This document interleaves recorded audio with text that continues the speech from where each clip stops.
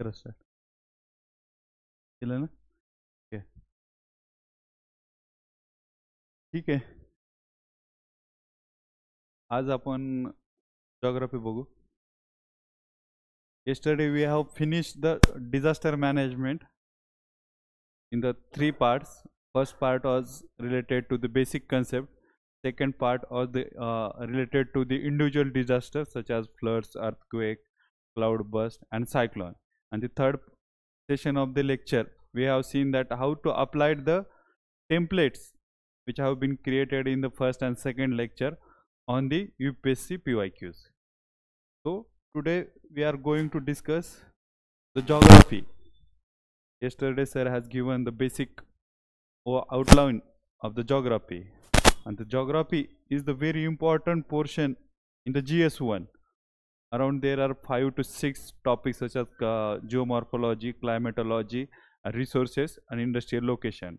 And the fourth one is related to the minings and other things. This four part has divided into major portion. Geography has been divided into four major portion. The very neglected part is this one: the distribution of key natural resources across the world, including South Asia and Indian subcontinent. And second one is industrial location. Other part is related to the prelim syllabus, such as the earthquake and other geographical phenomena in the and climatological phenomena we have studied in the prelim syllabus. But this part has been not studied in the prelim syllabus because we used to read the 11th and 12th two NCERT. One is the Indian physical geography and the world physical geography. But this part is from the human geography NCERT. So in the mains exam, we face difficulty in the geography portion itself because we know everything about the history portion. Then in society we are able to write something related to the society. But geography is a very objective because geography is also science. So during the development of the geography, geographer has established geography as a science. So it becomes objective. If you know, then you can able to write. But if you don't know, then it becomes the difficult. And all this has culminated in the low score in GS1. Almost 70 to 80% candidates who appear in the UPSC mains, they get less than 80 marks, and this is because of the geography. Because other portion of history and society we are able to write correctly to the certain extent, but in this portion, geography portion, we are facing difficulty. And why difficulty? There are I have identified three difficulties in geography portion. First is because we read the geography NCERT, and geography NCERTs are not oriented to the mains. They are just provides the information and mechanism, but they are not related to the mains oriented syllabus. Second portion, we do not cover all the syllabus of geography. Mostly people miss this syllabus: natural resources and industrial location, and they ask specifically what are the factors of industrial location and map the steel industry on the Indian map. In that case we face difficulty because this is a directly objective question. If you don't know the Salem location, then we will face difficulty in locating that place. So I decided to cover these basic topics in science and art of writing. In this I will first give the template. I will show the template of the this answer, and then I will cover one by one the topics. Then first question, we will read first question. The distribution of key natural resources across the world, including the South Asia and the Indian subcontinent. Resources कोणते आहेत? एक water resources आहेत, iron and mineral industry आहे, त्यानंतर third कोणतं येतं, agriculture resources आहेत. हे सर्व रिसोर्सेस आहेत. तर हे रिसोर्सेस एक्स्ट्रॅक्ट केल्यानंतरच आपण इंडस्ट्रियल लोकेशनकडे जाणार आहे ना. तर हे रिसोर्सेस जिथून एक्स्ट्रॅक्ट होतात त्याच्याशी रिलेटेड जेवढे टॉपिक्स आहेत की कोणते कोणते रिसोर्स, समजा ओशन रिसोर्सेस घेतले तर ओशनमध्ये कोणते कोणते रिसोर्सेस सापडते. जनरली आपल्याला फक्त एक किंवा दोनच रिसोर्सेस माहीत असतात.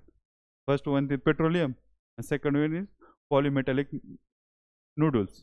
त्याच्यानंतर कोणते माहिती आहेत आपल्याला? कोणते लिहू शकतो एक ब्रॉडर टर्म मध्ये?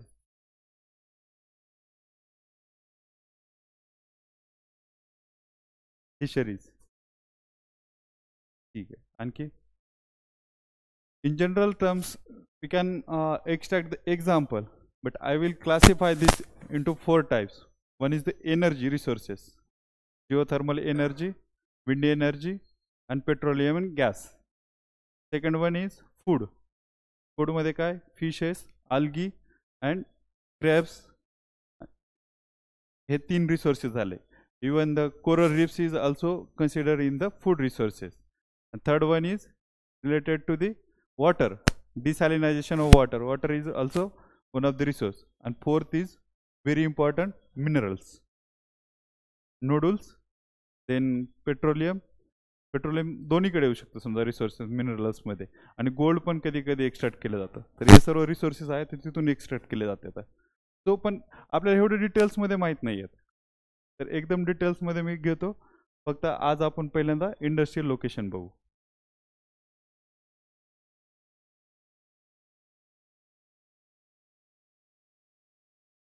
आता टेम्पलेट काय आहे बघा. Template for industrial location. सगळ्यात पहिले काय आहे टेम्पलेटचं की significance of that particular industry. For example cotton industry. What is the significance of cotton industry? Cotton industry is the largest agro processing industry in India. Then समजा त्याची आली sugar industry, the second largest agro processing industry in India and we are the second largest exporter of the sugar. तर हे 2 point सिग्निफिकन्समध्ये. आणि जर समजा food processing जनरलच विचारलं की फूड प्रोसेसिंग इंडस्ट्रीचं काय जनरल सिग्निफिकन्स काय आहे, जनरल सिग्निफिकन्स काय माहिती आहे का? 10 मिलियन लोकांना आपण ॲग्रो फूड इंडस्ट्रीमध्ये हे देतो, काय लेबर वर्क देतो, एम्प्लॉयमेंट. आणि त्याच्यानंतर आपल्या एक्सपोर्टमध्ये किती पर्सेंटेज त्याचा शेअर आहे? ऑलमोस्ट 10% शेअर आहे ॲग्रो फूड इंडस्ट्रीचा. फक्त फिशरीचंच 1% GDP मध्ये शेअर आहे आपला. आणि एक्सपोर्टमध्ये तेवढं. तर सिग्निफिकन्स प्रत्येक ठिकाणी. पुन्हा आणखी कोणती इंडस्ट्री येऊ शकते आपल्याकडे ह्याच्यानंतर? Jute industry. ज्यूट इंडस्ट्रीचं काय सिग्निफिकन्स आहे? सस्टेनेबिलिटीसाठी पण एक इम्पॉर्टंट आहे की अल्टरनेटिव्ह. आणि दुसरं कशासाठी? सस्टेनेबिलिटी एक झालं. आणि दुसरं एम्प्लॉयमेंट खूप लोकांना भेटते त्याच्यापासून. तो एम्प्लॉयमेंटसाठी पण इम्पॉर्टंट आहे, लॉंग टर्म सस्टेनेबल. त्यानंतर आणखी जर इंडस्ट्री घ्यायचं म्हटलं तर स्टील इंडस्ट्री म्हटलं तर what is the significance of steel industry? Basic इन्फ्रास्ट्रक्चरसाठी सगळ्यात इम्पॉर्टंट आणि इसेन्शियल कंपोनंट आहे स्टील.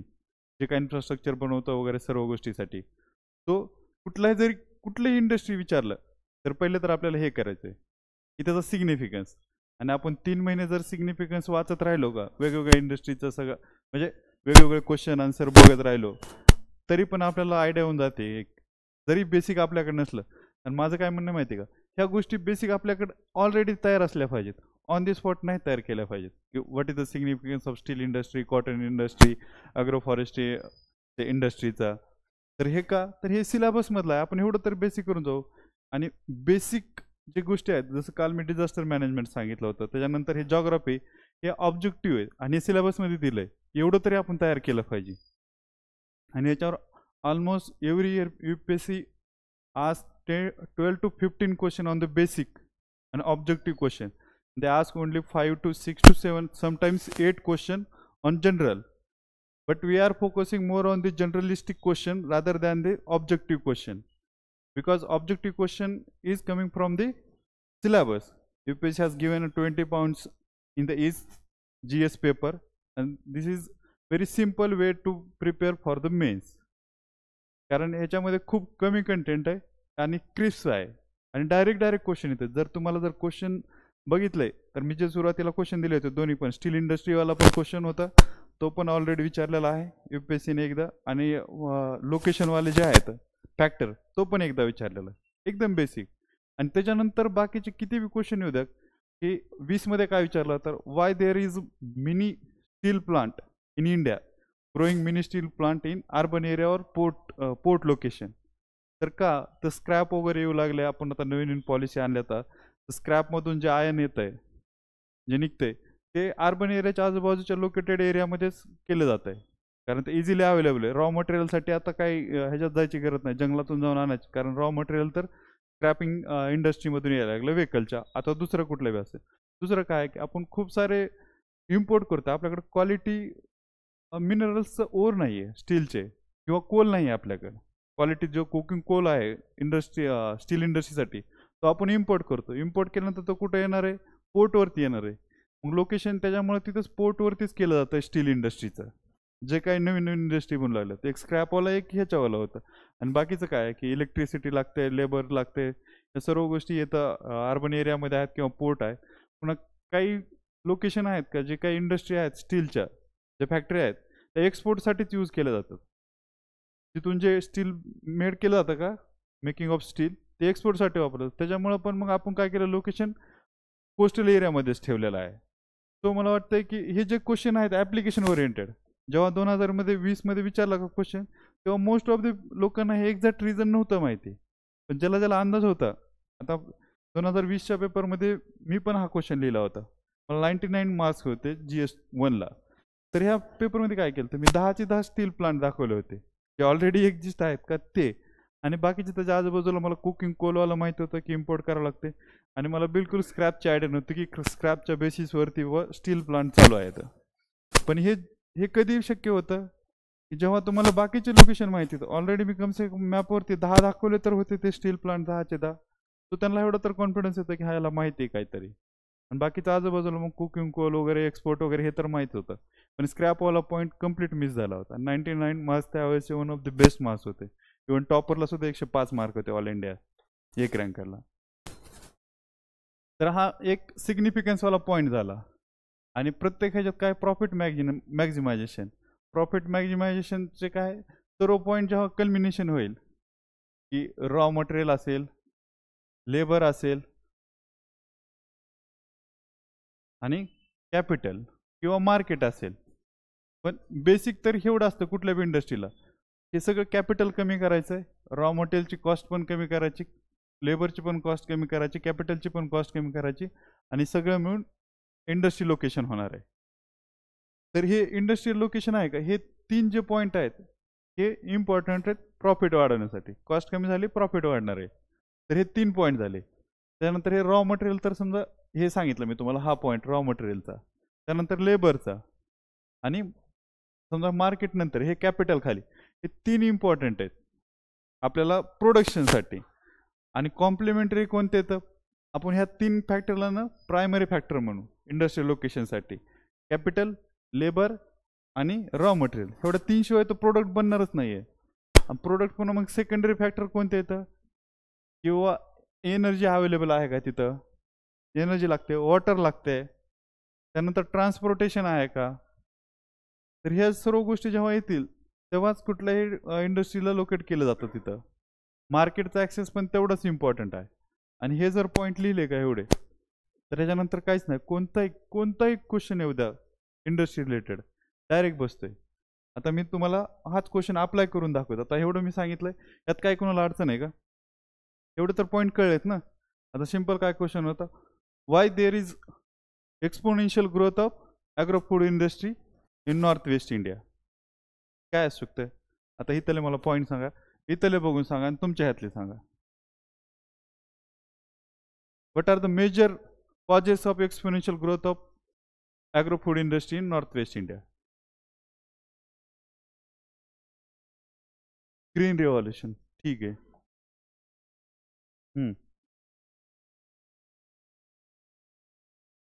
लेबर, ठीक है. ठीक आहे. जॉग्राफी, जॉग्राफीला कुठल्या ह्यात टाकता येऊ शकते, समजा रॉ मटेरियलमध्येच टाकता येऊ शकतं जॉग्राफी, किंवा ट्रान्सपोर्टेशनमध्ये टाकता येऊ शकतं. हां.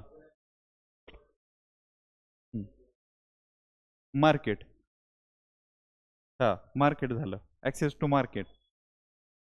लॉजिस्टिक, ट्रान्सपोर्टेशन, समजा की रोड डेव्हलपमेंट आहे, रेलचं नेटवर्क आहे, आणि एअर कनेक्टिव्हिटी पण आहे, या सर्व एरिया. हां, इरिगेशन, समजा ग्रीन रिव्होल्युशनमध्येच ते आलं सगळं. आणखी काय असू शकतं? वॉटर अवेलेबिलिटी आहे का, कॅनल, कॅनल कन्स्ट्रक्शन पण येऊ शकतं. APMC, हा ठीक आहे.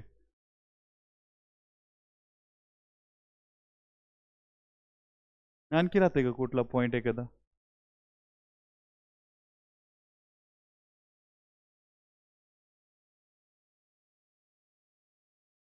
गव्हर्नमेंट पॉलिसी तर सपोर्ट आला होता. हा, गव्हर्नमेंट पॉलिसी की बाबा फ्री इलेक्ट्रिसिटी, फर्टिलायझर सबसिडीज, ह्या गव्हर्नमेंट सपोर्ट मध्ये होता. ग्रीन रिव्होल्युशन मध्येच होता ना ते सर्व.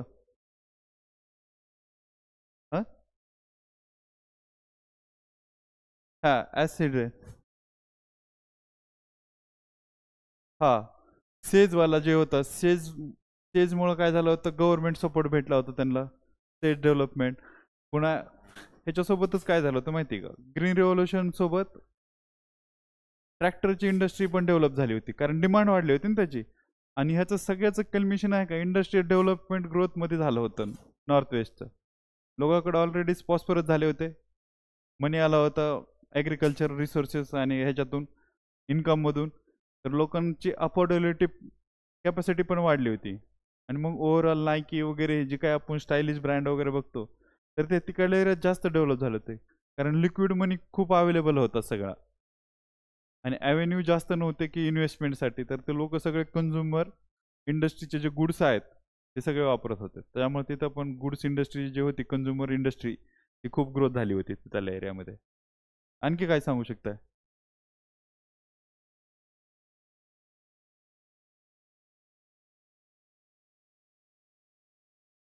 हा, सगळ्यात मेन म्हणजे आणखी एक डिमांडवाला पोर्शन होता. डिमांडवाला आपण हे केलं का ॲड्रेस, गुरगाव बिरगावमध्ये ना, दिल्ली आणि गुरगावमध्ये ड्युएल वर्किंग फॅमिली आहेत, म्हणजे हजबंड वाईफ दोन पण वर्किंग आहेत, तर डायरेक्ट कुक्ड फूडची डिमांड पण खूप जास्त आहे. तो ते पण एक रिझन आहे तिथं वाढायचं. तर हे सगळं आता मला सांगा, कुठली जर इंडस्ट्री, आता ह्याच्यानंतर आपण दुसरं एक इंडस्ट्रीचं एक्झाम्पल घेऊ. Why there is shift of sugar industry from north to south India और west India?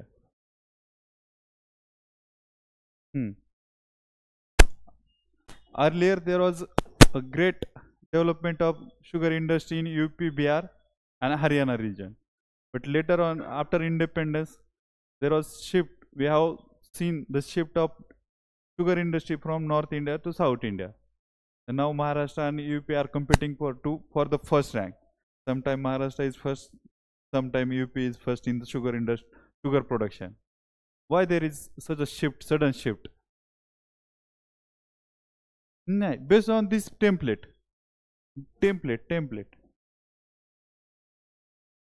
Yes, cooperative. One by one in the template. First, the significance of sugar industry. Sugar industry मध्ये काय आहे, किती 350 million tons of sugar production in India.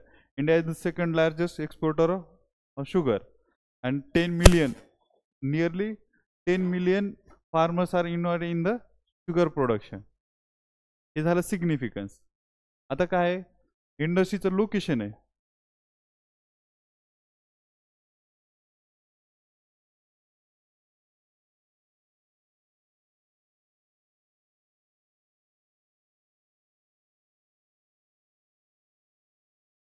हे UP, Bihar, Maharashtra, Karnataka, Andhra and Tamil Nadu. This is the location of sugar industry. तर पहिला point काय significance झाला आपला, लोकेशन हे झालंय, मॅपवरती लोकेशन दाखवायचं सेकंड पॉइंट मध्ये. ठीक आहे. थर्ड पॉइंट, याच्यामध्ये काय ऍड होऊ शकतं, रॉ मटेरियल साठी काय, आता ह्याच्यामध्ये climate. Which type of climate is required for the sugar industry? Which is the best climate type for the sugar industry? Tropical and subtropical. So raw material साठी tropical आणि subtropical climate चांगला आहे, तर raw material इथल्या एरियामध्ये available आहे. आता आपल्याला काय आन्सर करायचं होतं, क्लायमेट चेंज. तर सगळ्यात पहिले काय आहे की रॉ मटेरियल अवेलेबल आहे, पण जे यील्ड प्रोडक्टिव्हिटी आहे, इफिशियन्सी आहे, ती वेस्टर्न इंडियामध्ये जास्त आहे शुगरची. जी व्हरायटी UP आणि बिहार मध्ये लावली जाते का, ती टेम्परेट टाईपची सब ट्रॉपिकल टाईपची व्हरायटी, तिची रिकव्हरी रेट बी कमी आणि त्याची प्रोडक्ट सुक्रोज कंटेंट पण कमी आहे त्याच्यामधलं. रिकव्हरी म्हणजे काय, सुक्रोज कंटेंट आपल्या इथं 13-14 पर्यंत जातं, तिकडे 10-11 कधी कधी 9च्या खाली पण राहते रिकव्हरी. तो क्लायमेट आपल्या इकडलं मोर सुटेबल आहे हाय क्वालिटी शुगर सीडसाठी किंवा शुगर व्हरायटीसाठी, आणि रिकव्हरी पण जास्त आहे. हे एक रिजन कशात झाला, क्लायमेटचा. दुसरं काय असू शकतं, आपण ह्याच्यामध्येच रॉ मटेरियलमध्ये सगळ्या गोष्टी चालणार आहेत. एक climate first point. Second point, water तर तिकडं आहेच, वॉटर आहे कारण गंगा कॅनल आहे तर वॉटर पण आहे. आपल्याकडे वॉटरचं आपल्या इकडं मिसयूज व्हायला लागलं. वॉटर गझलिंग क्रॉप आहे शुगर, आणि आपण ते लावतो त्याच्यामुळं ड्रॉट वगैरे आपल्याकडे येतं. तर शिफ्टिंगसाठी ते रिझन नाही. शिफ्टिंग सारखे काय असू शकतं आणखी. एक्सपोर्टसाठी समजा, एक्सपोर्टसाठी काय आपल्याकडं काय कोस्ट आहे, कोस्टवरती काय पोर्ट आहेत, पोर्ट्स समजा. हा, तर ह्याच्यापेक्षा मेन इम्पॉर्टंट काय आहे माहिती आहे का, रिसर्च अँड टेक्नॉलॉजी. टेक्नॉलॉजी आहे का आपल्या इकडले मोर ॲडव्हान्स शुगर फॅक्टरी येतं. आपल्याकडे highly advance sugar technology use केली जाते फॅक्टरीमध्ये. पण नॉर्थ इंडियामध्ये ना एकदम जुन्या काळातल्या फॅक्टरी आणखी आहेत, ॲब्सोल्यूट टेक्नॉलॉजी त्यांच्याकडं. ते टेक्नॉलॉजीमधून रिकव्हरी पण कमी होते आणि वेस्टेज पण जास्त होते. सो हे एक मेन कारण आहे की आपल्या इकडं. आणि क्लायमेटमधलंच आणखी एक रिझन आहे. क्लायमेटमध्ये आणखी काय प्रॉब्लेम, शुगर इंडस्ट्रीचं मेन काय आहे माहिती आहे का. हम्म हम्म आणखी क्लायमेटशी रिलेटेड काय पॉईंट असू. इंडियामध्ये ना इंडियामध्ये ना आपलं लॅटिट्यूड खूप जास्त आहे ना, 30 डिग्रीचं लॅटिट्यूड आहे. तर आपण खालचा पार्ट येतो ट्रॉपिकलमध्ये आणि वरचा पार्ट येतो टेम्परेटमध्ये. आणि ते काय आहे, कोस्टल एरियापासून दूर आहे, तर एक्स्ट्रीम क्लायमेट असतं तिथं. एक्स्ट्रीम कोल्ड, एक्स्ट्रीम हीट, आणि ह्या दोन्हीमुळे ना ग्रोईंग कटिंग सीझन आहे तो कमी होतोय तिथला. आपल्या इथं मार्च एप्रिलपर्यंत चालतं, ऑक्टोबरपासून चालू झालं तर कटिंग सीझन. पण वरती नोव्हेंबर डिसेंबर जानेवारीमध्ये खूप थंडी असते. तो कटिंग सीझन आहे का तो पण खूप हार्श राहतो. लॉंग कटिंग सीझन नसल्यामुळं इथं आपल्या इकडं जास्त रिकव्हरी होते आणि जास्त प्रोडक्शन होतं आहे. आणि त्याच्यासोबतच काय आहे माहिती आहे का, की आपल्या इकडं खूप नेटवर्क मोठं आहे जाळं, म्हणजे खूप जादा इंडस्ट्री येतात. Density of industry sugar industries आहे.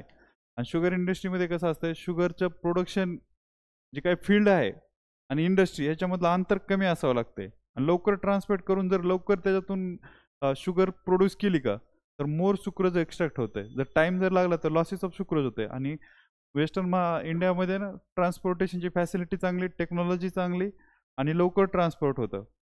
Cutting to production, sugar production हा टाइम कमी खाली साऊथ इंडिया, त्याच्यामुळे रिकव्हरी जास्त आहे. सो इकडं प्रॉफिटेबल आहे कुणाला, शुगर इंडस्ट्रीवाल्याला. सो प्रायव्हेट इंडस्ट्री पण इकडे आलेल्या आहेत. तर हे जे पॉईंट आहेत 4-5, आणि गव्हर्नमेंट सपोर्ट पण आहे. कोऑपरेटिव्ह सोसायटी म्हणजे गव्हर्नमेंट सपोर्ट, आणि ह्याच्यामध्ये कोऑपरेटिव्ह सोसायटी आणि कॅपिटलमध्ये पण हे करू शकतो. तर ह्या 4-5 गोष्टी आहेत का, तर ह्याच्यामध्ये बसतात. FRP, तर ह्या सगळ्या ह्याच्यामुळे FRP वाढते, की हाय क्वालिटी सीड व्हरायटी किंवा शुगर केन व्हरायटी आहे, त्यानंतर क्लायमेट सुटेबल आहे ट्रॉपिकलवालं, तर ह्याच्यामुळे हाय FRP आहे. आणि FRP आणखी हाय कशामुळे, की कटिंग टू प्रोडक्शन हा टाइम पण कमी, तर लॉस होत नाही सुक्रोज कंटेंटचा. तर हे 4-5 पॉईंट आहेत. आणि लेबर तर चीप अवेलेबल आहेच आपल्याकडं, आपल्या पण लेबर आहे. त्यानंतर मार्केट आहे एक्सपोर्ट इम्पोर्टसाठी. तर ह्याच टेम्पलेटमध्ये एनर्जी आहे आपल्याकडं, पुन्हा इलेक्ट्रिसिटी सप्लाय पण आहे, वॉटर पण आहे. तर या सर्व गोष्टीमुळे शिफ्ट झालेला आहे. Is there any point make this shift. आणि हे जेव्हा तुम्हाला हे टेम्पलेट माहीत असेल ना, हे टेम्पलेट झाले की झालं, काहीच नाही लागत. कोणता आता कोणता बी येऊ द्या, आता कोणताही क्वेश्चन आणि कोणती इंडस्ट्री जरी आले ना, तरी आपल्याला काहीच प्रॉब्लेम नाही आहे.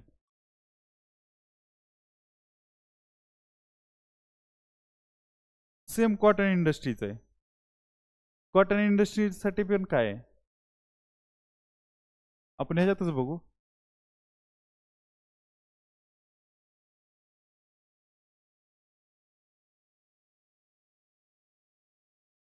कॉटन इंडस्ट्रीला काय काय इम्पॉर्टंट आहे? What are the factors affecting the cotton industry? Climate is first. हा,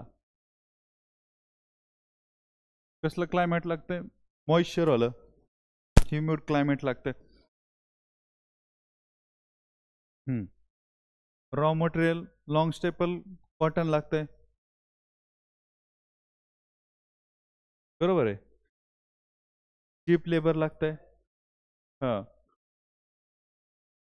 ठीक आहे. पुन्हा आणखी एनर्जी लागते, पुन्हा टेक्नॉलॉजी पण लागते, गव्हर्नमेंट सपोर्ट पण लागते, डिमांड पण लागते. आता डिमांडच्या बेसिसवरती इंडियामध्ये कुठेही सगळ्या समजा आता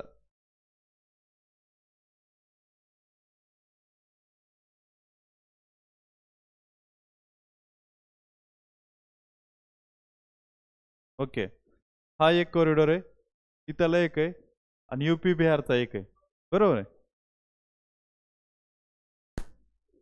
दिस three location of cotton industry has a different factors for their location, influencing different factors are influencing the location of this. What is the reason of this location? Why there is concentration of high cotton industry in that location? Cheap labor. Second, why there is a concentration of cotton industry in this area, UP and Bihar? नाही, इथं कुठं humid climate? Climate तर इकडे humid.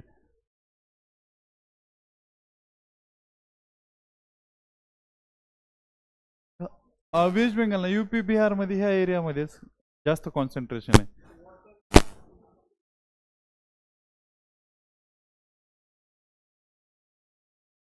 बंगालमध्ये पण आहे, पण most concentration of cotton industry is in UP Bihar region. Demand, main important point is demand in that area because of the high population density and population number, both. This is the one reason. And second, the cotton is not weight losing raw material, so as a cloth or the raw material can be transported to this location. These are the two main factors for the location or shift of the cotton industry from this area to this area. During the British period, the cotton industry has been started in this area, Ahmedabad, Mumbai region and Sindh province, because the black cotton soil, production of the quality staple cotton in this area. And this region, why there is shift of industrial location from this to this part? Export, availability of market, technology, new technology, handloom to industrial mill, cotton mills, large cotton mills. UPBR demand, good transportation link कुठे वरती पण आहे आणि इथं पण आहे खाली. Why shift to South India? There are four main regions of South shifting of cotton industry in South. One is cotton soil in Tamil Nadu. Second one is the electricity supply from the dam on the Kaveri river. Third is Chennai port for the export, and fourth is cheap labor. Why UPBR shift? The first major reason is big market. The second one is good network of transport. Third one is cheap labor, and fourth one is Kolkata port. Calcutta port. Challenges काय आहेत ह्याच्यामध्ये? काय आता इथपर्यंत समजा आपण हे location वगैरे केलं तर प्रत्येक इंडस्ट्रीला चॅलेंजेस आहेत. आता हे झालं का, तर ह्या टेम्पलेटमध्ये एक लास्टला एक पॉईंट येऊ शकतो, चॅलेंजेस.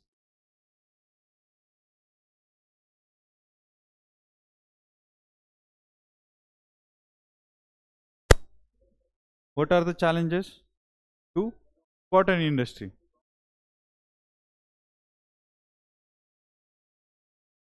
हा, ठीक. ठीक आहे.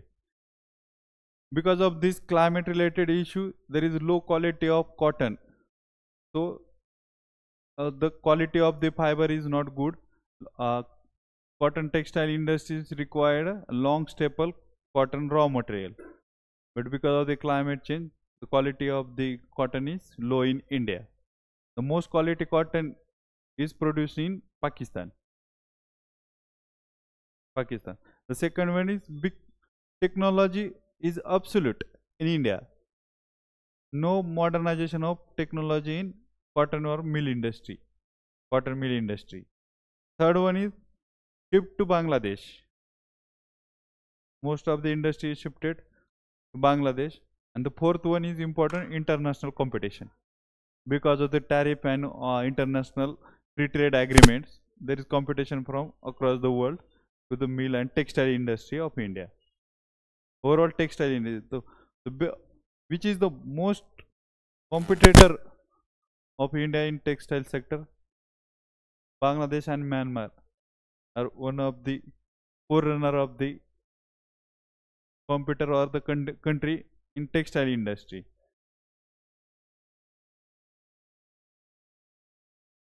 हा एक्सपोर्ट आहे, पण इंडियाचं जे कॉटन इंडस्ट्रीला जे चॅलेंज देणार आणि कॉम्पीट करणार आहे का, ते म्यानमार आणि हे बांगलादेश. कारण फ्री ट्रेड.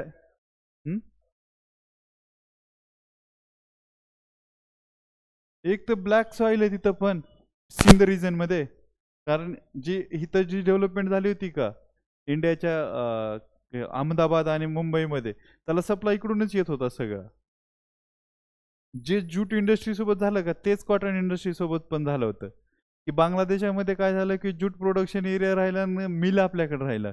सेम कॉटन इंडस्ट्रीला पण झालं की सिंधमध्ये कॉटन प्रोड्युसिंग रिजन राहिला आणि मिल राहिला इंडियामध्ये. तो सेम दोन्हीचं सेमच प्रॉब्लेम होते. आणि कॉटन आणि बाकीचं मग इरिगेशन होतं आणि ट्रॉपिकल क्लायमेट आहे तिथं पण, तो तिथली क्वालिटी पण जास्त आहे चांगली. आणखी काय असतं चॅलेंजेस? पॉवर सप्लाय प्रॉब्लेम होता अगोदर काय काय ठिकाणी, पॉवर सप्लाय नसायचं इंडस्ट्रीला. जसं की हँडलूम इंडस्ट्री आहे कुठे, इचलकरंजीमध्ये आहे, ते हँडलूमच आहे ना तिथं आणखी. तो तिथं लार्ज स्केल प्रोडक्शन होत नाही, त्यानंतर एक्सप्लॉयटेशन होतं लेबरचं, आणि क्वालिटी प्रोडक्ट पण बनत नाही, स्केल पण छोटी, लार्ज स्केलवर बनवलं जात नाही. तो ते एक चॅलेंज आहे तिथलं. तर पॉवर सप्लायतून पॉवर लूम आता तयार झालेले आहेत तिथं. तर या टाईपचं थोडंसं सांगता येऊ शकतं. सेम ज्यूट इंडस्ट्रीचं पण आहे. शुगर इंडस्ट्री झाला समजा आपण,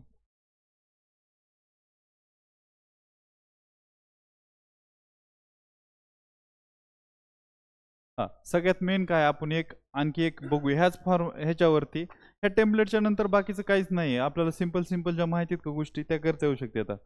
आता हे 3 तर आता मी ह्याच्या नोट्स देतो तुम्हाला सगळ्या PDF फॉर्ममध्ये. मी नोट्स देतो तुम्हाला, 1-2 दिवसामध्ये ह्या नोट्स भेटतील. मी ह्या काय सांगायला आहे, आपला क्लास आहे की कंटेंटचा नाही आहे. How to use the content in a scientific manner, limited content. If you know the this, if you are able to recall this template, then you can extract content required for the specific question. Suppose आता एक question आहे की थोडासा difficult लेवलचा question आहे. आपण हा question बघू की तुम्हाला आयडिया येऊन जाईल की कसं आपल्याला वापरायचं कंटेंट. हे जे दिलेलं कंटेंट आहे जनरिक कंटेंट असते सगळं, बाकीचं दुसरं. फक्त तुम्हाला जर पॉईंट हे क्लिअर असतील ना, तर आन्सर आपल्या ह्या पॉईंटमध्ये बसतंय आणि इझिली आपण लिहू शकतो. आपल्याला बाकीच्या गोष्टीसाठी टाइम शिल्लक राहतोय. तर पहिले तर काय करायचं, सिग्निफिकन्स लिहायचं आपल्याला ह्याच्यामध्ये प्रत्येक ह्याच्यात. तर आता क्वेश्चन मी सांगतो तुम्हाला.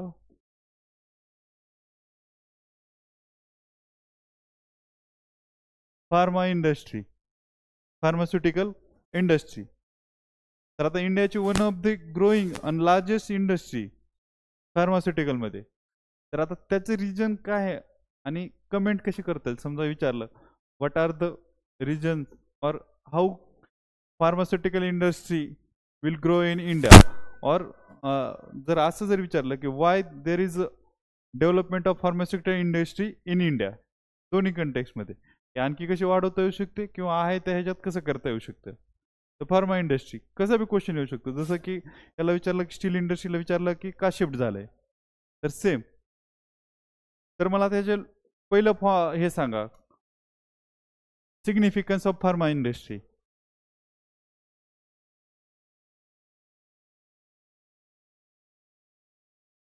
Major export. हां ठीक आहे, एक पॉईंट झाला. तुम्हाला काय सांगता येऊ शकतं मॅडम फार्मा इंडस्ट्रीचं significance, pharmaceutical industry?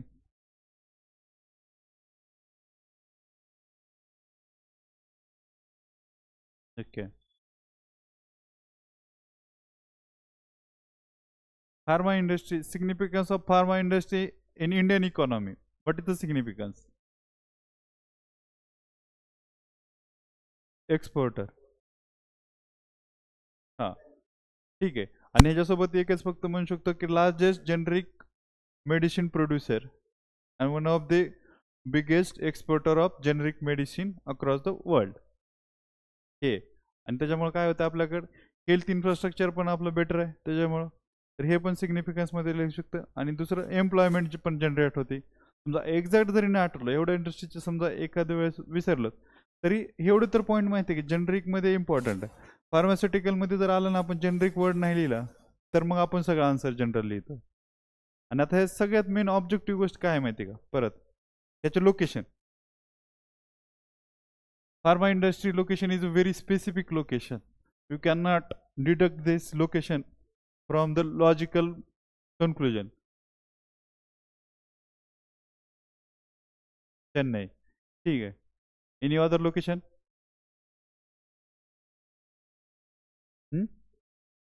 Yes, correct. Himachal and Uttarakhand are the one of the pharmaceutical industry location in India. आणि एवढं जरी पॉईंट माहीत झाला का, तर मग आता कळतं की थोडं बहुत तरी वाचलेलं आहे ऑब्जेक्टिव्ह गोष्टी. बाकी तर आता सांगणार आहेत. आता मला सांगा बाकी कॅरेक्टरिस्टिक काय असू शकतात ह्या इंडस्ट्रीच्या. सिग्निफिकन्स सांगितलं, आपण लोकेशन दाखवलंय. लोकेशन इंडियाचं मॅपवरती दाखवायचं आहे प्रत्येक लोकेशन. सेकंड पॉईंट हा आपला लोकेशनचा असला पाहिजे. तर प्रॉफिट मॅक्झिमायझेशन प्लस लोकेशन हे एक पॉईंट पाहिजे. तर जसं चॅलेंजेस लिहिलं ना,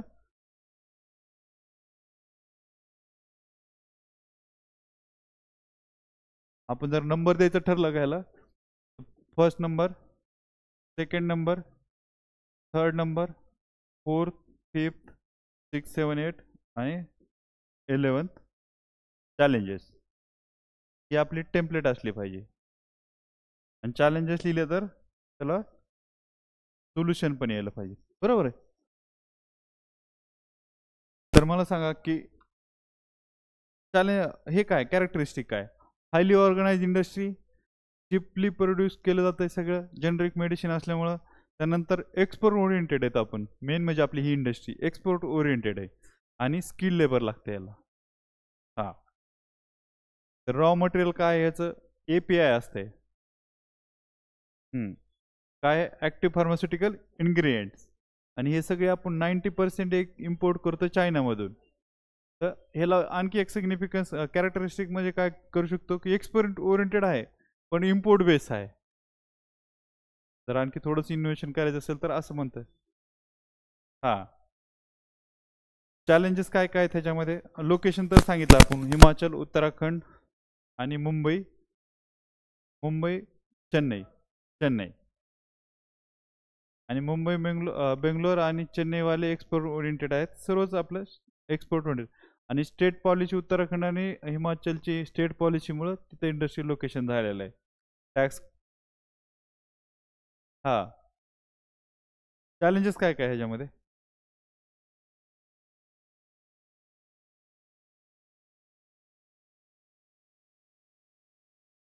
हां तसं म्हणू शकतो. ते एक पॉईंट ॲड करता येऊ शकतं की इंडस्ट्रीसाठी. आणि हे सगळ्यात मेन काय आहे, कारण काय आहे, ह्याचं वेटचा काही विषयच नाही ना, कुठं पण ट्रान्सपोर्ट केलं जाऊ शकतं. Transportation cost is very minimal in the raw material transport. Export प्रोडक्टच्या बी ट्रान्सपोर्टेशन कॉस्ट मिनिमल आहे. आणि तिथं काय कनेक्टिव्हिटी तर आहे, मेजर कनेक्टिव्हिटी. तो ते एक फेवरेबल होतं. गव्हर्नमेंट पॉलिसी तर सेकंड म्हणजे पहिलं तर गव्हर्नमेंटचं होतं, इन्सेंटिव्ह दिला होता टॅक्सेसला वगैरे. तर ते आणि त्याच्यानंतर मग हे ट्रान्सपोर्टेशन वगैरे त्याला कॉम्प्लिमेंटरीच सगळे. पण मेन तर गव्हर्नमेंटचं टॅक्सेशन पॉलिसी. चॅलेंजेस काय आहेत. हम्म. हा. आणि supply chains of we are depend on this single country for our raw material, China, and which is not reliable country. So geopolitical crisis चे पण त्याला challenges create होते तर geopolitical turmoil आणि global supply chain disruption झाले तर problem create होतात. आणि लॉंग टर्म इवन आपण स्ट्रॅटेजिक आहे ना, हेल्थ वगैरे स्ट्रॅटेजिक इश्यू आहेत आपले. तर आपण स्ट्रॅटेजिक इश्यूमध्ये जर चायनावरती एवढं डिपेंड राहिलो तर आपला पूर्ण हेल्थ इन्फ्रास्ट्रक्चर कोलॅप्स होऊ शकतो. सो आपल्याला we have to diversify our raw material countries, raw material extracting countries. ते एक चॅलेंज आहे. पुन्हा ह्यूज कॅपिटल लागते त्याला, huge capital plus skilled labour लागते. नॉर्मल लेबरवर चालत नाही, कारण जी काही टेक्नॉलॉजी आहे यूज करायची ते हायली स्किल आणि एकदम प्रोपोर्शनमध्ये लागते. तर हे प्रॉब्लेम हे आहेत. आता नॉर्थ ईस्टवाले तर आपण सांगितलं होतं, तर सगळ्यात पहिले काय मेन होतं, रॉ मटेरियल ग्रीन रिव्होल्युशनमुळे. हां हां, R&D मध्येच पेटंट इश्यू वगैरे सगळं जे काय आपल्याला एक्सप्लेन करायचं. नो R&D, पेटंट इश्यू, ट्रिप्सवाला इश्यू आहे, WTO वाला इश्यू आहे, जेनरिक मेडिसिनच्या केसेस झालेल्या आहेत. नोवेक कोणती मेडिसिन होतं, कोडेक्स. हां, कफ सिरप होतं. पुन्हा कॅन्सरचे 1-2 ड्रग्ज होते, त्याचा पण सुप्रीम कोर्टचा इश्यू झालेला होता. तो पेटंटवाला आहे. R&D मध्ये सगळ्याच गोष्टी लिहिता येऊ शकतात. ह्यूज कॅपिटल आणि लेबर हे चॅलेंजेसमध्ये. म्हणजे हे जेव्हा झालं, समजा आपल्याला इथं किती पॉईंट टाकता येऊ शकतात. स्किल लेबर लागतंय, रॉ मटेरियल सांगू शकतो की आपण रॉ मटेरियल हे लाईट वेट असतंय, तो त्याला काही प्रॉब्लेम येत नाही. त्याच्यानंतर एनर्जी लागते, तर एनर्जी आहे. कॅपिटल लागते, तर कॅपिटल आहे. गव्हर्नमेंट सपोर्ट आहे, ट्रान्सपोर्टेशन आहे, वॉटर वगैरे समजा लागत नाही. फूट लूज इंडस्ट्री म्हणतात ना त्याला. तर वरती इंट्रोमध्ये पण सांगता येऊ शकतं की pharmaceutical industry is a foot loose industry. Generic वगैरे झालं का, समजा 15 मार्चला विचारलं तर India has one of the generic pharmaceutical industry, this is export oriented. आणि एक पॉईंट त्याच्यात ॲड करतात फूटलूज इंडस्ट्री आहे. आणि त्याच्यानंतर मग चॅलेंजेस सांगितलेत आपण, लोकेशन दाखवलंय, रॉ मटेरियल झालं. ह्याच्यानंतर काय असतं, सोल्युशन काय असू शकतं की आपल्याला API तर खुद स्वतःच बनवले पाहिजेत. API तर सगळ्यात मेन इन्ग्रेडियंट आहे ना. R&Dला सपोर्ट केला पाहिजे. IPRचे आपले जे काही पेटंटचे जे काही रूल्स आहेत ते फॅसिलिटिंग पाहिजेत, अदर दॅन की रेग्युलेटरी आणि मोरे ह्याच्यासोबत चाललं. आणि इंटरनॅशनल लेवलवर कोऑपरेशन वाढवलं पाहिजे. आणि ॲग्रो फूड प्रोसेसिंग इंडस्ट्री का शिफ्ट झाली नॉर्थ वेस्टला, तर सगळ्यात मेन पहिलं काय, रॉ मटेरियलचं कारण आहे. ग्रीन रेव्होल्युशनमध्ये रॉ मटेरियल आलंय. लेबर सेकंड आहे, UP बिहारमधून लेबर येते त्यांच्याकडं. तिसरं काय, पॉवर सप्लाय, हायड्रो पॉवर आहे, थर्मल पॉवर प्लांट आहे, न्यूक्लिअर पॉवर प्लांट आहे जवळच, तर तिथून येतं. त्यानंतर काय, मार्केट आहे आणि ट्रान्सपोर्टेशन आहे, स्टोरेज आणि ट्रान्सपोर्टेशन पण फॅसिलिटी आहेत. रिजनल रिसोर्सेस बेस इंडस्ट्री पण आलेले आहेत आता काय काय, समजा ते काही इम्पॉर्टंट नाही आहे सगळं.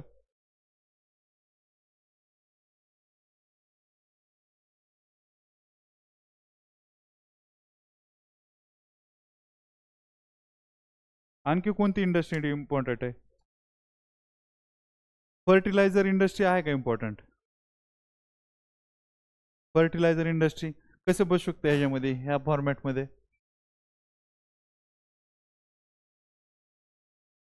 काय significance, what is the significance of fertiliser industry in India, काय सिग्निफिकन्स.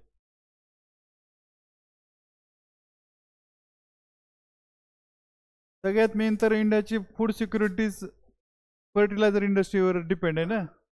पहिलं तर सगळ्यात मेन तर हे आलं पाहिजे की Indian food security is depend on the fertiliser industry, because we need fertiliser to enhance our agriculture productivity. आणि ग्रीन रिव्होल्युशनमध्ये ते लागलेलं आहे सर्व. तर हे दुसरं काय, लेबर प्रोव्हाइड करते, एम्प्लॉयमेंट प्रोव्हाइड करते ना फर्टिलायझर इंडस्ट्री. पुन्हा आणखी काय तिसरं असू शकतं, मार्केट आहे समजा. म्हणजे सगळ्यात मेन तर हेच आहे की बाबा ॲग्रिकल्चर इकॉनॉमी सगळी जी काही ड्रिव्हन केली जाते की फर्टिलायझर नसेल तर बाबा सगळीकडेच इश्यू येत आहे. म्हणजे एक तर फार्मरचं प्रोडक्टिव्हिटी आणि इन्कमवरती इम्पॅक्ट होऊ शकतो, फूड सिक्युरिटीवर इम्पॅक्ट होऊ शकतं. तर सगळ्यात मेन लाईन काय आहे की agriculture economy is driven by the fertiliser industry. Significance location कुठं कुठं आहे त्याचे.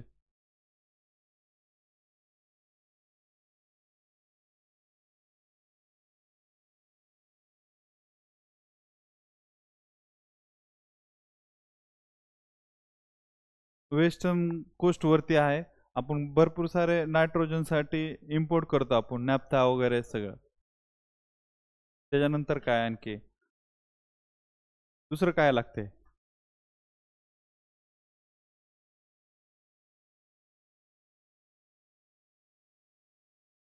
हां ठीक आहे की सगळ्यात मेन तर नॅप्था लागतोय नायट्रोजनस फर्टिलायझरसाठी. ते नॅप्था आपण इम्पोर्ट करतोय पेट्रोलियम इंडस्ट्रीकडून.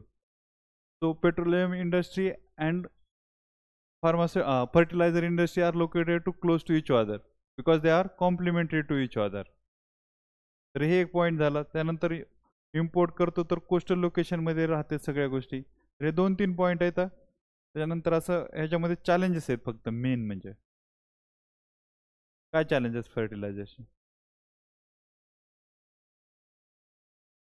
रॉ मटेरियल इलेक्ट्रिसिटी सप्लायचा प्रॉब्लेम आहे ह्याला. नॅप्था पण इम्पोर्ट करणं मुश्किल होतंय. हां आणि गव्हर्नमेंट पॉलिसी पण इम्पॉर्टंट आहे. गव्हर्नमेंट काय करतंय की जे काय फर्टिलायझर आहे इंडस्ट्री आहे त्यांना प्रोडक्शनच्या बेसवरती त्यांना हे करते की त्यांनी समजा अगोदरच ठरवलं की 1 किलो फर्टिलायझर बनवायला एवढं लागणार आहेत पैसे आणि मग त्या हिशोबाने ते पैसे देतात त्यांना 20% 30%. नॉन प्रॉफिटेबल इंडस्ट्री ही तर 30% तर अगोदरच ठरवलेले असले तर त्या इंडस्ट्रीला काही असा इन्सेंटिव्ह नाही की to enhance the productivity or efficiency of that industry. So the presently the fertilizer industries are using obsolete technology. So low efficiency in that technology. So wastage of energy, wastage of government subsidy हे सर्व होतं आहे आणि distorted production pattern होतं आहे. तर हे सगळ्यात मेन आहे चॅलेंज काय की obsolete technology.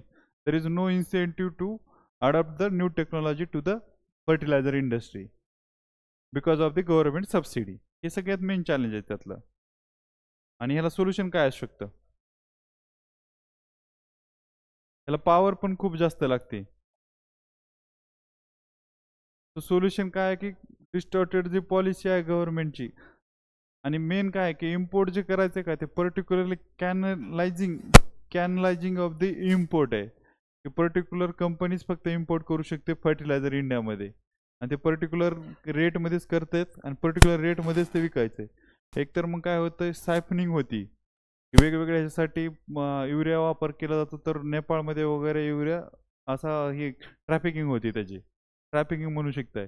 तर तो एक चॅलेंज आहे की का तर युरिया असा खूप महाग आहे जनरली खूप त्याची कॉस्ट हाय पण फर्टिलायझर म्हणून फार्मर आणि ॲग्रिकल्चरमध्ये यूज करतो तर गव्हर्नमेंट सबसिडी देतं सबसिडी प्रोडक्शन दिली जाते तर ते सायपनिंग होती त्या सगळ्या ह्याची जे प्रोडक्शन आहे त्याचे आणि ते फार्मरला अवेलेबल होत नाही. तर त्यासाठी पण government rules and regulation relax केले पाहिजेत आणि जी काही इम्पोर्टची पॉलिसी आहे ती ओपन केली पाहिजे. इफिशियंट प्रोडक्शनसाठी पण काय केलं पाहिजे की सबसिडी त्याच्यावर दिलेली नाही पाहिजे रादर दॅन की एक प्राईस ठरवून इंटरनॅशनल लेवलवरती जे प्रोडक्शन लागते ते प्राईस ठरवून त्याच्यावर सबसिडी दिली पाहिजे. अगोदरच सबसिडी दिली झाल्यामुळे त्याला काही इन्सेंटिव्ह राहत नाही. तर हे 2-3 पॉईंट आहेत फर्टिलायझर इंडस्ट्रीचे. तर आणखी काय कोणती इंडस्ट्री इम्पॉर्टंट आहे. फार्मा इंडस्ट्रीमध्ये बघितली आपण कॉटनवाली बघितली शुगरवाली पाहिली. सध्या जर आणखी एक मेन इंडस्ट्री म्हटलं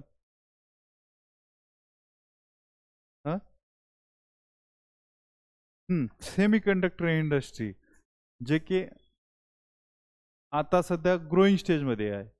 what are the raw material required for the semiconductor industry.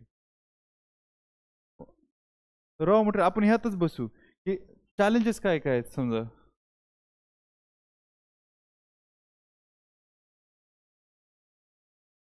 की सिग्निफिकन्स सांगा पहिलं. What is the significance of semi conductor industry.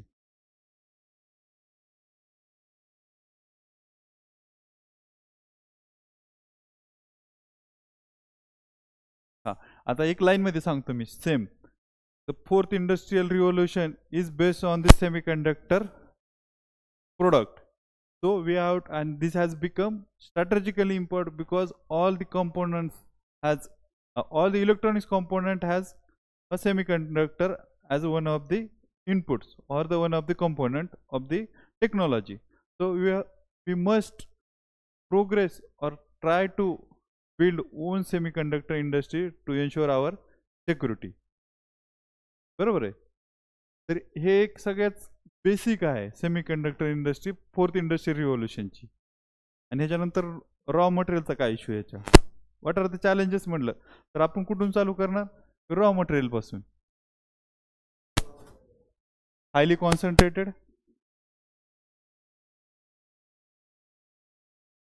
concentrated in particular region, and also the extraction and the processing of the raw material is done by the limited countries such as China. China has monopolized the semiconductor industry or the critical resource or critical minerals processing, because the minerals ores are distributed across the world, but the China has capacity to extract that minerals and they bring that in minerals into their own country, and in that way the China has monopolized the semiconductor industry. आणि ह्याचं काय मग strategic problem आहे इंडियासाठी. तर म्हणजे सिक्युरिटीच्या बेसवरती पण question विचारला जाऊ शकतो, जनरल इंडस्ट्री लोकेशनसाठी पण विचारला जाऊ शकतं. आता इंडियात कुठं कुठं सापडलंय, काश्मीर आणि Karnataka, rear earth metals. But that what is the problem in the extraction of the raw materials or critical rare earth materials? Technology, efficiency, highly diverse and highly advancing scale. Large scale असेल तर industry, पण त्याच्यामध्ये हाय capital investment लागते. Initial capital investment is high, also gestation period is high, and also it is a dynamic industrial technology. The technology used in the extraction of the rare earth metals or critical minerals is changing day by day. So every 2-3 years the technology gets changed, so it requires the reinvestment of capital, so it becomes non-profitable for the industry. So country private sector is not ready to invest in this, but recently the big corporate houses in India has invested in the 3 semiconductor industry. One is in Gujarat, second one is in Tamil Nadu, and one in Andhra Pradesh. I think there are 3 projects are ongoing. One is by the Tata and another is by Adani Industry. 2-3 projects. पुन्हा highly energy intensive आहे. हे energy आहे का, एनर्जीचा point का, highly energy intensive आहे. त्यासोबत highly water गजनिंग आहे. ते टेक्नॉलॉजी आहे, त्याला खूप वॉटर लागते, त्याला एनर्जी पण खूप लागते. तो पण एक एन्व्हायरमेंटल इश्यू आहे त्याचा. त्यानंतर काय आहे, लेबरमध्ये काय हाय स्किल लेबर लागते. जे काय चिप आणि हे बनवायचं सर्किट फॉर्म्युलेशन आहे त्याच्यामध्ये लेबर हाय लागते. त्यानंतर कॉम्पिटिशन आहे. ग्लोबल नॅशनल गव्हर्नमेंट सपोर्टमध्ये काय लिहू शकतो की इंटरनॅशनल कॉम्पिटिशन आहे, जिओ पॉलिटिकल चॅलेंजेस आहेत, सेमीकंडक्टर हब आहे. ज्या सर्व गोष्टी आहेत त्या ह्याच टेम्पलेटमध्ये बसतात. आणि ह्याच्यात काय येऊ शकतं आणखी प्रॉफिट मॅक्झिमायझेशन. आणि ह्याच्यामध्ये ह्याच्यासाठी ह्या क्वेश्चनसाठी सेपरेट एक सिक्युरिटी इश्यू, सिक्युरिटी चॅलेंजेस आहेत.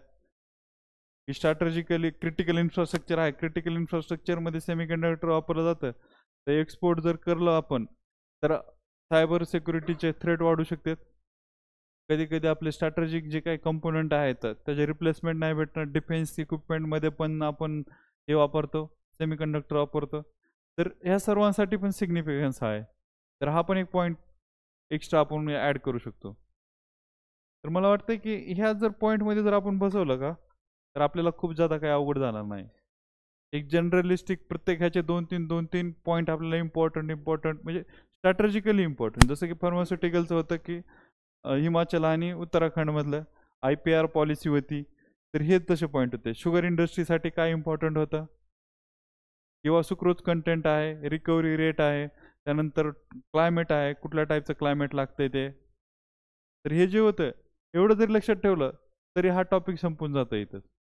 आता तुम्ही कोणत्याही पेपरमध्ये जरी आपण वाचायला गेलो, कुठलीही नोट्स घेतली, तर आता कन्फ्युजन व्हायला नाही पाहिजे. आणि कितीही डिफिकल्ट क्वेश्चन आला, आता जे आपण ऑन द स्पॉट सेमीकंडक्टर इंडस्ट्रीवाला क्वेश्चन बनवला, आता एवढं लिहिल्यानंतर काय राहतंय? काहीच नाही ना. आपण करंट अफेअर्समध्ये एवढ्या गोष्टी वाचतो सर्व, की जो कोबाल्टचा ट्रायंगल आहे ह्याच्यामधला, चिली, पेरू आणि इतरला, तिथून पण कोबाल्ट आणि निकेल येतं ना आपल्याला. सेमीकंडक्टरसाठी लागलेलं बाकीच्या जे काही रेअर अर्थ मटेरियल आहे ते चायनावाला सांगितलं आपण, ह्याचं सांगितलं, कर्नाटका सांगितलं आपण, जम्मू काश्मीर सांगितलं, टेक्नॉलॉजी सांगितली की कशा टाईपची आहे, आणि 2-3 प्रोजेक्टचे एक्झाम्पल सांगितले. गुजरातमध्ये चालू होणार धारवा काहीतरी प्रोजेक्टचं नाव आहे, तिथं चालू होतंय टाटावाल्यांचा, आणि बेंगलोरला एक चालू होतंय समजा. असे जे काही 2-3 आहेत त्याच्यापेक्षा काय वेगळे लिहिणार आहे आपण? आणि कन्क्लुजनमध्ये जर सिक्युरिटी नाही लिहिलं असतं तर सिक्युरिटी लिहिता येतं.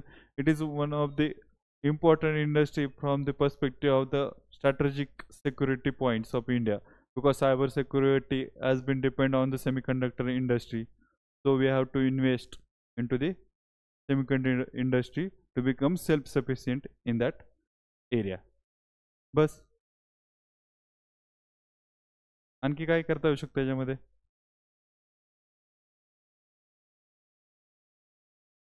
रिसोर्सेसला बी बघा, आता हे जर झालं का, हे टॉपिक एकदम सोपे सोपे जॉग्राफीचे, पण ह्याच्या नोट्स मी तुम्हाला सांगतो हार्डली एका दुसऱ्या ठिकाणी असतील. कोणाकडे कुठल्या क्लासवाल्याकडे अशा नोट्स वगैरे भेटतील आपल्याला, की प्रत्येक इंडस्ट्री आणि त्याचं लोकेशन, त्याच्या सगळ्या गोष्टी सांगितल्या डिटेल्समध्ये. आणि त्याच्यापेक्षा त्या कंटेंटपेक्षा ते आपल्याला कंटेंट काय, जर असं वरून जर बघितलं का, तर टेम्पलेट वगैरे नसेल तर ते प्रत्येक आपण लक्षात ठेवायला जातो. पण ह्या टेम्पलेटमध्ये जर टाकलं का, तर आपल्याला काहीच करायची गरज लागत नाही. आता जनरल जरी आन्सर जरी माहीत असतील गोष्टी, आपण रिव्हिजन जरी नाही केली तरी करू शकतोय. सगळ्यात इम्पॉर्टंट, आता मी जसं तुम्हाला सांगितलं हा टॉपिक होता, तर सेम नॅचरल रिसोर्सेसवाला जो टॉपिक आहे का, तो पण सेम याच लेवलवरती चालतो. तर आपण 5 मिनटं थांबून ते टॉपिक स्टार्ट करू.